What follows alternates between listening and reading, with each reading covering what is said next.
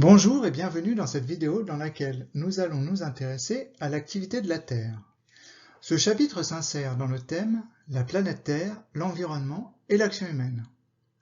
Notre planète est qualifiée d'active et nous verrons ensemble quels sont les marqueurs qui témoignent de cette activité et quelle est l'origine de cette activité. À l'écran, vous pouvez voir les jets de lave du volcan islandais Eyjafjallajökull, prononcé dans un islandais approximatif. Volcan qui est entré en éruption en 2010 et dont la fumée a perturbé le trafic aérien au-dessus de l'Europe pendant plusieurs semaines. Alors, pourquoi parler de volcans?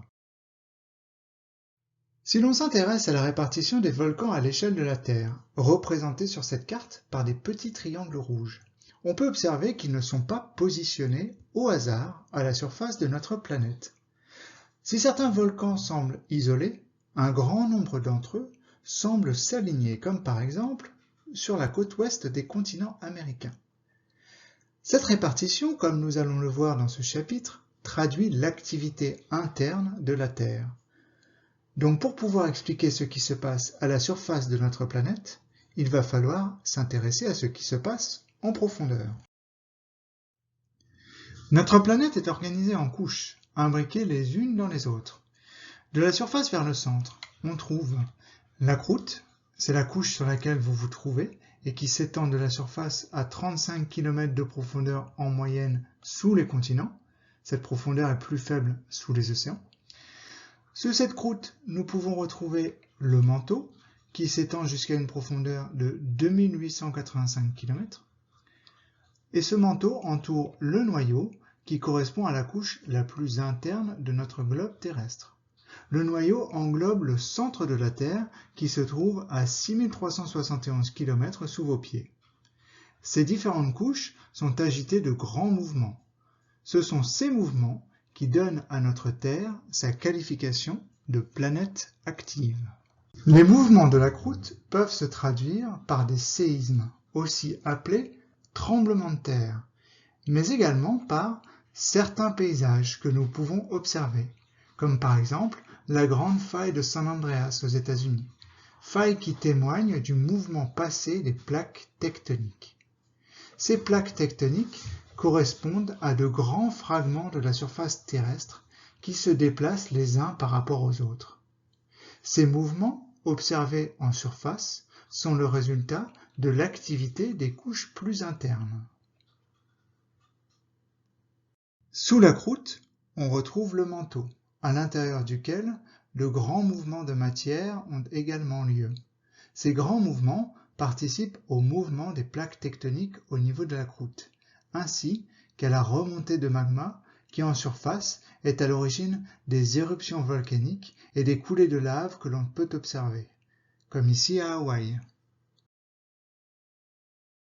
Le noyau, au centre de la Terre, est lui aussi le siège de mouvement qui mène à la création d'un champ magnétique, comme le ferait un aimant. Ce champ magnétique englobe et protège la Terre, notamment de particules provenant du Soleil et qui pourraient être dangereuses pour les êtres vivants. C'est lorsque ces particules solaires sont déviées par le champ magnétique généré par le noyau qu'apparaissent les aurores boréales que l'on peut apercevoir autour du pôle Nord. Séismes, volcans, aurores boréales sont autant de témoins de l'activité de notre planète. Mais si la Terre est une planète active, qu'en est-il des autres planètes?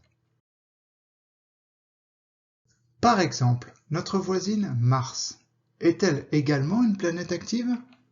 Mars a une organisation interne similaire à celle de la Terre, avec une croûte en surface qui entoure un manteau au centre duquel on retrouve un noyau. On trouve à la surface de Mars des traces d'une activité ancienne. Par exemple, on trouve sur Mars le plus grand volcan du système solaire, nommé Olympus Mons, plus haut que les plus hauts volcans sur Terre, ou que l'Everest. Pour vous donner une idée de sa taille, comparons sa superficie à celle de la France. Olympus Mons, comme tous les volcans de Mars, est éteint. Il n'y a pas de volcan actif aujourd'hui sur Mars, mais ces volcans témoignent d'un passé martien où la planète était bien plus active. Mars présente une autre cicatrice de cette activité. Valles Marineris. C'est un canyon long de 4000 km, large de 200 km et profond par endroits de 7 km.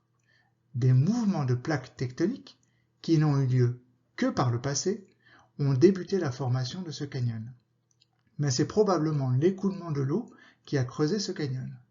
Car oui, si l'eau ne coule maintenant plus régulièrement sur Mars, par le passé, l'eau était très présente à la surface martienne. Ainsi, Mars était autrefois une planète active, recouverte en partie d'eau, probablement assez similaire à la Terre. Mais l'arrêt de cette activité, il y a des milliards d'années, a transformé radicalement la surface de Mars, pour en faire la planète désertique que l'on connaît aujourd'hui. On s'arrête là pour cette vidéo, nous continuerons ce chapitre ensemble en classe. À bientôt!